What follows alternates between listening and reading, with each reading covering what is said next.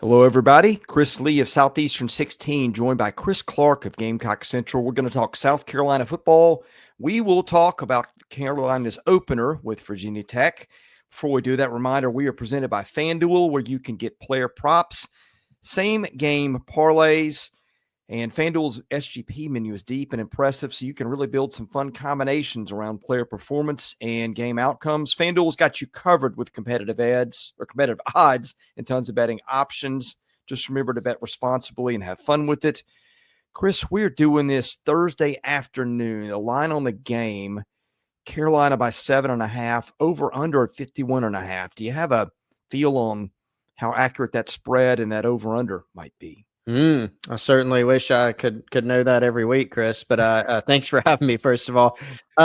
It's funny. I didn't even realize that was the over-under, and someone may have suspected that I took a peek at it before I put my score prediction together, but I'm right about there. I'm just under that on the over-under in terms of total points.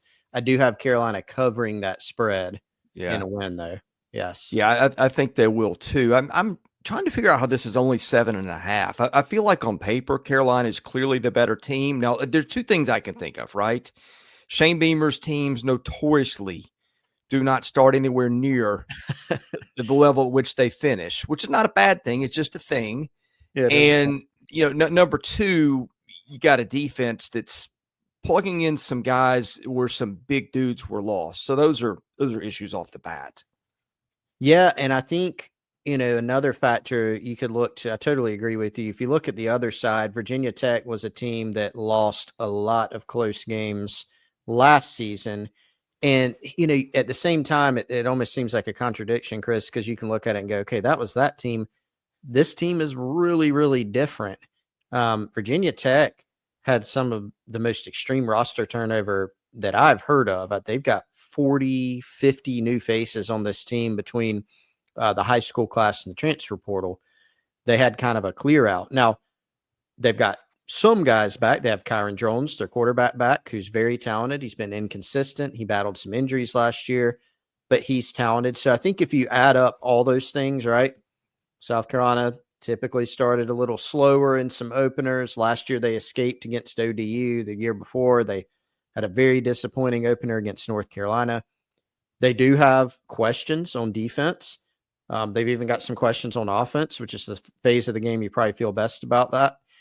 They've also got questions on special teams. They're losing literally everybody when you look at kicker, snapper, holder, punter, punt returner, kick returner. They're all gone. So they'll have new guys doing all those things when they kick it off against Virginia Tech. Virginia Tech's also got new coordinators, offense and defense, in terms of coordinators on both sides of the ball. So I think both teams going in with a lot of unknown. We'll get some answers after Sunday, but we'll probably leave the game with some questions about both teams too. Yeah, no doubt. I just feel like absolutely there are some unknowns with South Carolina. You pointed out some things I hadn't even thought about, but I just feel like Virginia Tech's got a lot more unknowns. Now, maybe the difference is Drones, if he's healthy. I think he got hurt actually in the opener last year against Vanderbilt. A lot of hopes were on him. Maybe Vegas is thinking this is a much better player than we saw a year ago. I'm just trying to piece it together in my head because, yes, both have questions, but man, Virginia Tech, that's a lot of stuff, including, as you mentioned, 2 new coordinators. Yeah, if you're looking at, how many questions, I think certainly they've got more, right? Because, if you talk to some people up in Blacksburg, one of your questions may be, and certainly a question that we've posed on our end is, okay, you lost a lot of guys off last year's team. A lot of them were starters.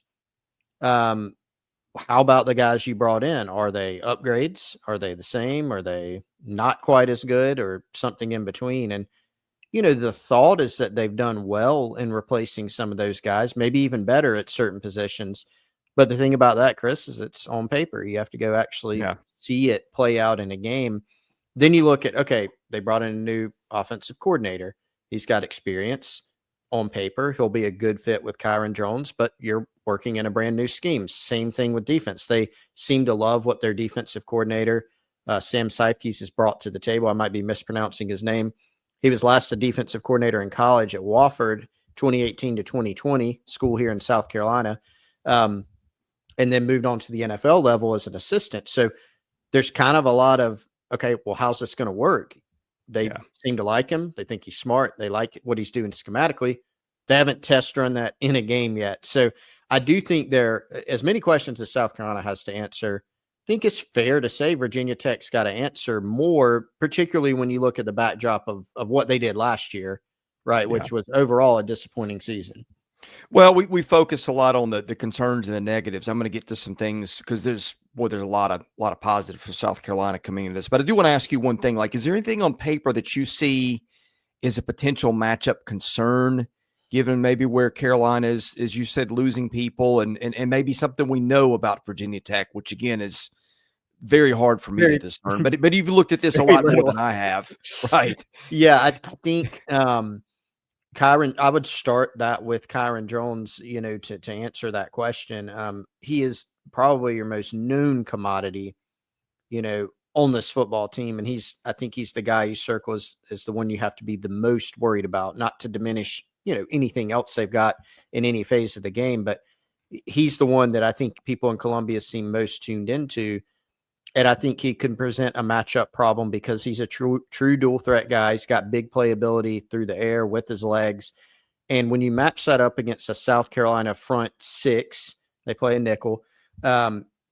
Typically, they're going to be in the front six. They've got questions there. Yes, they have Dylan Stewart, which is good news that he's back. But they're losing Kyle Kennard, who was the Nagurski winner. They've lost really their top 4 defensive tackles for last year. They had a lot of experience, leadership, production talent.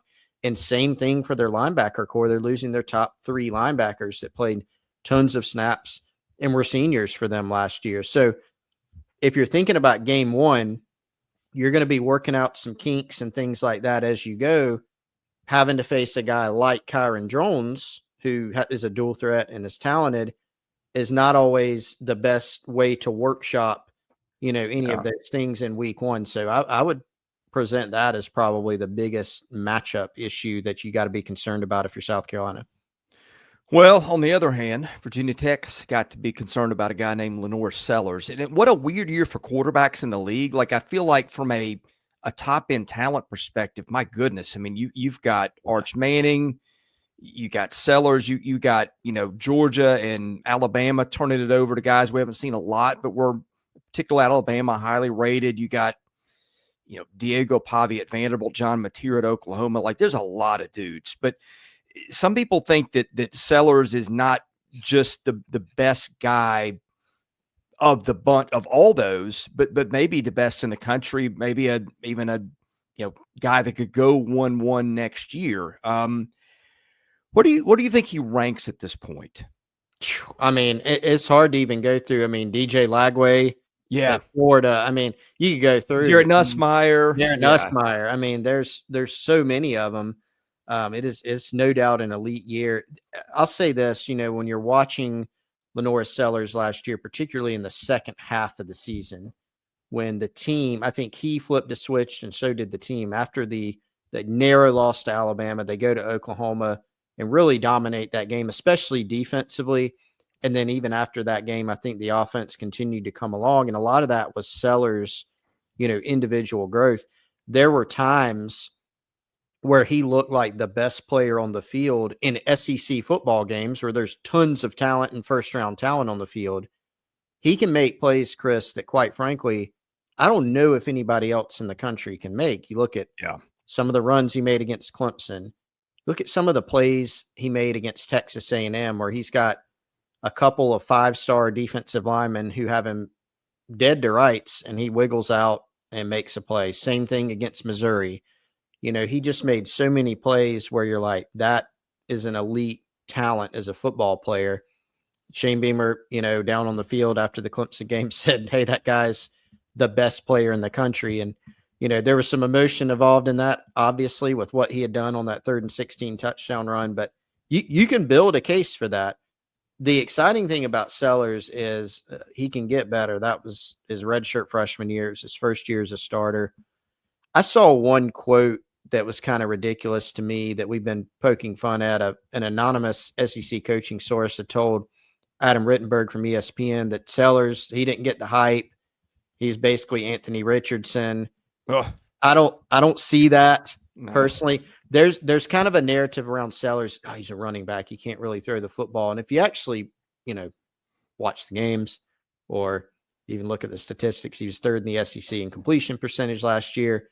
Watch him. He can throw the football. Now, is it a valid point that he needs to and can get better? Absolutely.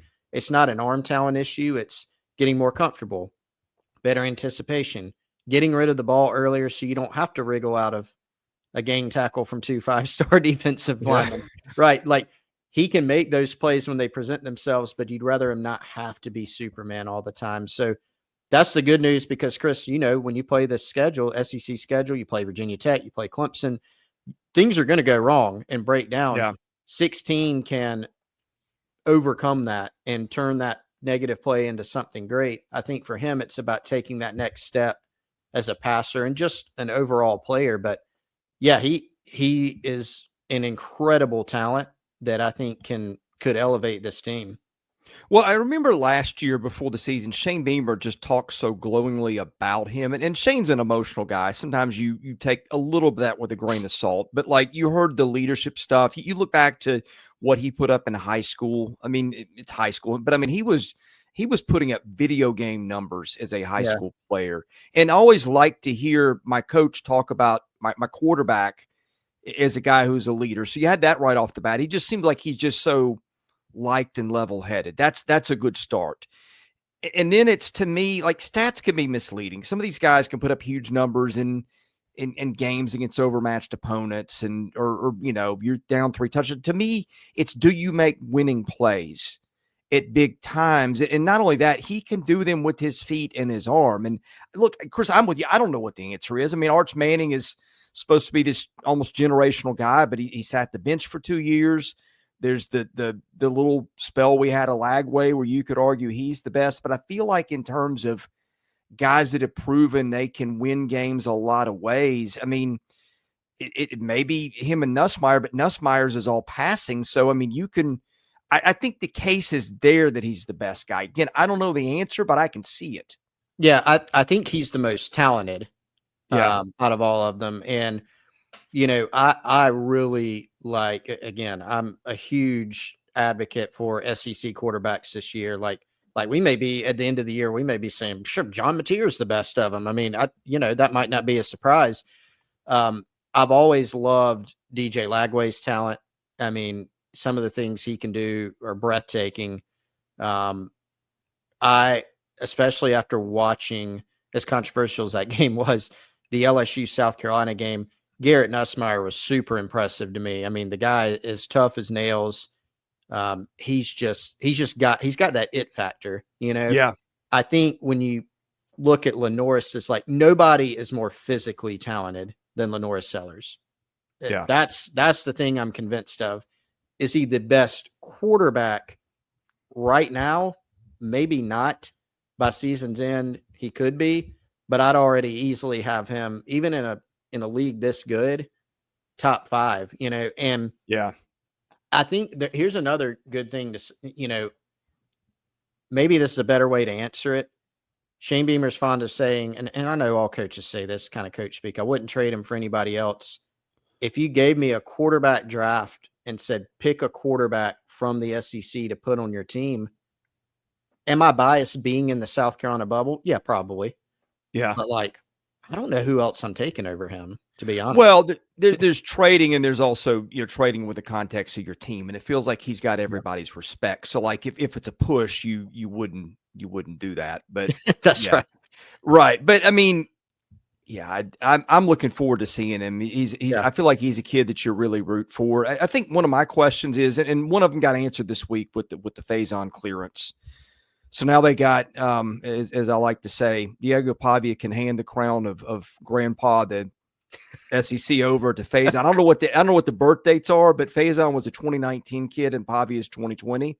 So there's that. But I think when I'm thinking of X factors in the league, probably the biggest one to me is Jackson Arnold at Auburn. I won't get into all the reasons why, but I mean, Nyck Harbor might be number 2. I know there's the track speed. Sometimes with kids like that, it pops quickly, and sometimes it doesn't pop at all. But where is Nyck Harbor in terms of being ready to be maybe a breakout guy for this offense? So I think this answer might sound a little contradictory, even within what I'm saying, but I think he's so much better than last year, and he's light years better than he was when he got here as a freshman. And a lot of reasons for that. First of all, he's in year 3 of his life playing receiver, not year 3 in college, year 3 in his life. He also gave up track. So not running track in college, which means he's finally had an entire cycle of an off season to go through winter workouts, to go through spring ball, to go through summer workouts. And when you watch him in practice and you hear about his progression, he's a lot better as a route runner. He is more natural catching the football. He doesn't look like, okay, there's a big guy who can run straight line. He looks more like a football player. He looks more like a wide receiver. It's not as simple as just run a go route downfield, catch football. That'd be great if it was that simple. Now that said, that does not to me mean, Chris, that he's ready to go catch 75 balls and be the number 1 receiver in the SEC. I don't know if he's going to have that Xavier Legette type season. I would actually be kind of very surprised by that, because I do think South Carolina's offense is going to end up being more balanced, to where maybe there's not a number 1 receiver who's got 75 balls and the next guy has 20. That's just kind of how I feel about it. Now, will they get into it and it plays out differently? Maybe so. So I would answer it by saying better, ready to make more of an impact than he's made, but still temper the expectations a little bit in terms of the statistics. Chris, I want to ask you about Rashul Faison and his impact on the offense this year. Before we do that, just a quick reminder, we're also presented by GameTime SIDEKICKS, which has officially licensed stainless steel drinkware, which I use every day. All SEC schools, over 350 more universities, top of the market quality in construction and ice retention, tons of designs and logos for each school, even a college vault line, everything from stainless steel sippy cups, tumblers, 40-ounce bottles, and shaker cups. SE16 gets you 20% off your entire order at GameTimeSidekicks.com. We are also presented by ROKFORM, the world's strongest magnetic phone case. It offers extreme protection, super strong magnets, rock lock secure mounting, the most durable multifunctional phone case and accessories you'll find at ROKFORM. Quality is paramount. You can expect the same military-grade standards with their case accessories as you do the actual cases.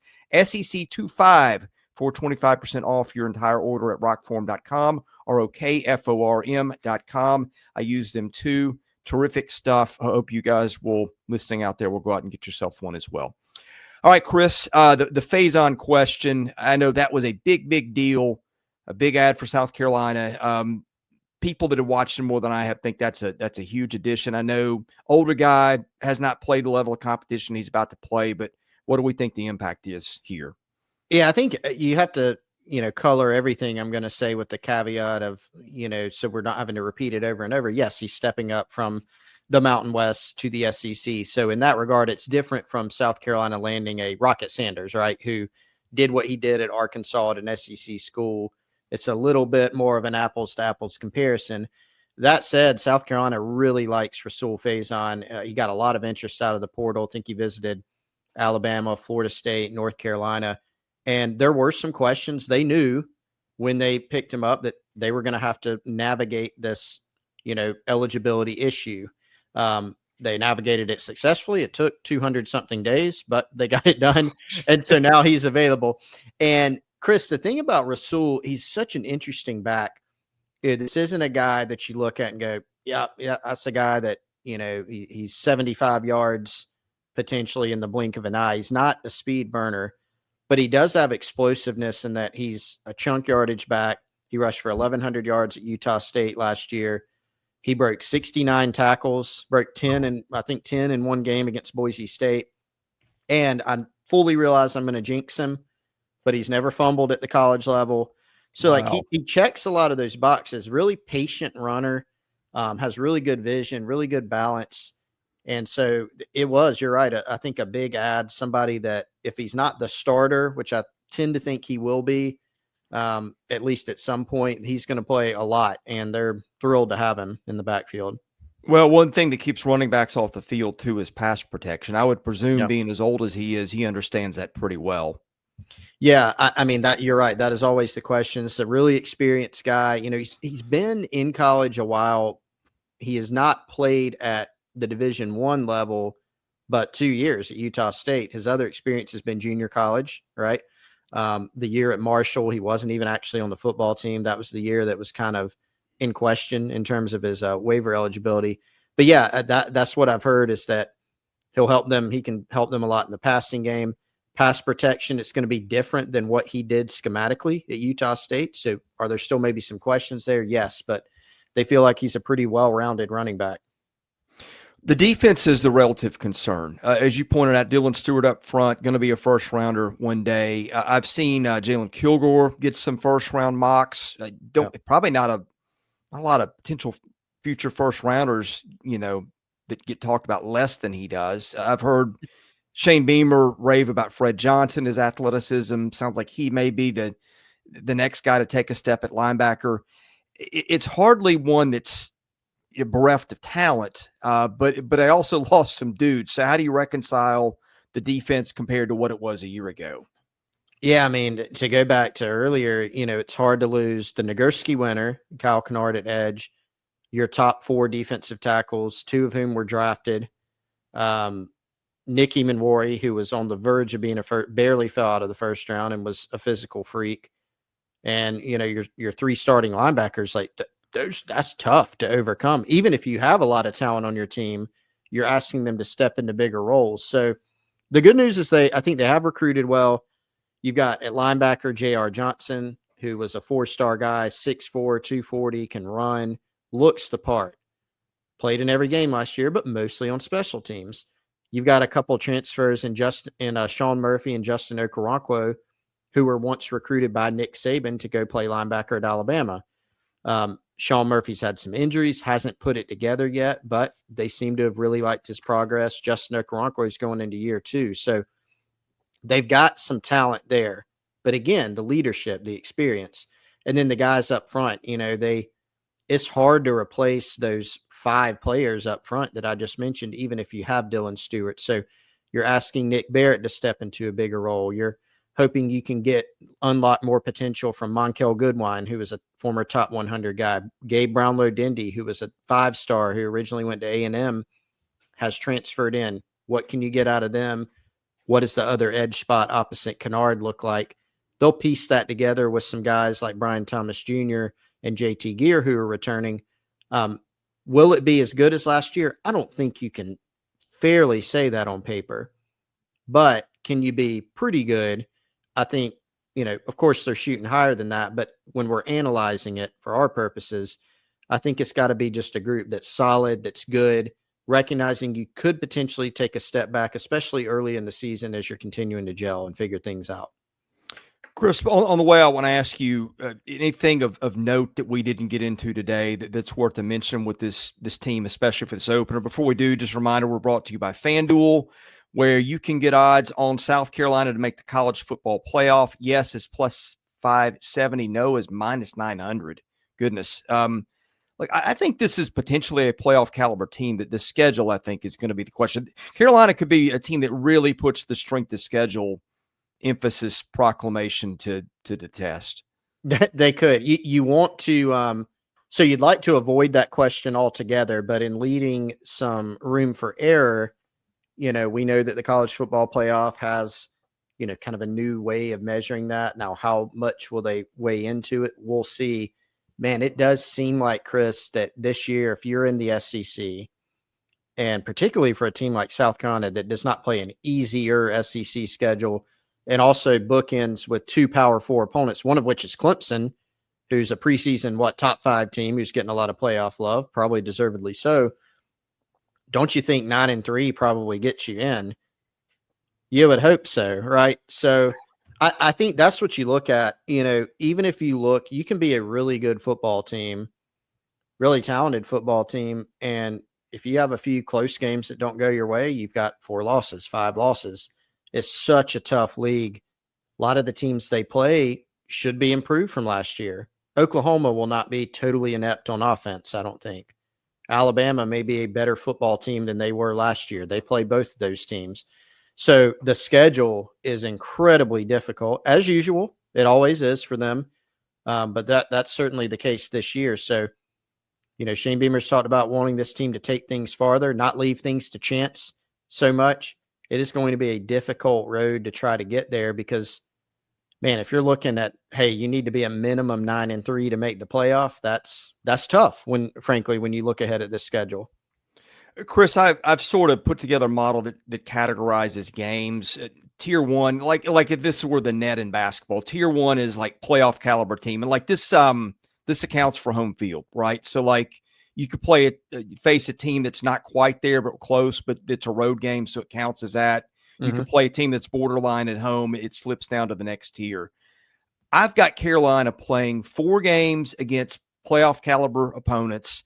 My next tier is teams that would be within 10 points of that. I've got them playing 4 more games against that. So 8 of the 12 right there, right off the bat in those 2 categories. I think nobody in the country, I don't think, has more. A&M, no, I'm sorry, LSU's got 9 of them. That's crazy. The next tier is teams like if you pick the best 82 teams to go to bowls, who's left out of that? No, I'm sorry, teams that are above average. They got 2 there. I think the next tier is fringe bowl teams and then the throwaway opponents that everybody's got. So they play 10 of their 12 against teams that are average or above average and 10 of what I would call quality, like top 35 type teams. 8 of them in that tier. I mean, that's unbelievable. Yep. And that's the disadvantage. Again, if you can be very excited about the team and you can have a really good team, but there's a lot of other good ones on the schedule too. And so, you look at last year, man, a bunch of they had some close games. Some of them went their way. Heck, Old Dominion, the first game went their way. They had to squeak that one out. Same deal against Clemson, against Missouri. But then there were some games that ended up keeping them out of the playoff. Really just one of them. Take your pick. Bama, LSU. Those are the only game that they were not really in was the Ole Miss game. That was it. The other 2, you win one of those and you're in. And so this year, can you be a little bit better there and get over that hump? There's going to be some close games, and the schedule, as you just laid out, just additional confirmation. It is tough. Yeah. Well, Chris, you get the last word on the way out. Anything else about this team, the matchup that's worth a mention? And of course, tell people where they can find your outstanding coverage. I think we about covered it all, Chris. I'm excited to get this season kicked off, man. I feel like the anticipation level is always high going into the year, but I feel like this has been a long off season. I don't know. Yeah. I don't know why. I'm ready to get into it. So it's going to be interesting with a Sunday game. That pumps me up because I get to watch football all day Saturday before we get into the South Carolina game on Sunday. So that's exciting. It should be a lot of fun. Check us out, GamecockCentral.com. That's where you can find us, cover football, recruiting, baseball, basketball, pretty much everything. Come check us out there. And I appreciate you having me. Yeah, always fun, Chris. We'll catch up with you again during the season. He's Chris Clark of Gamecock Central. I'm Chris Lee of Southeastern 16. God bless you. Thank you for watching. We'll see you again soon.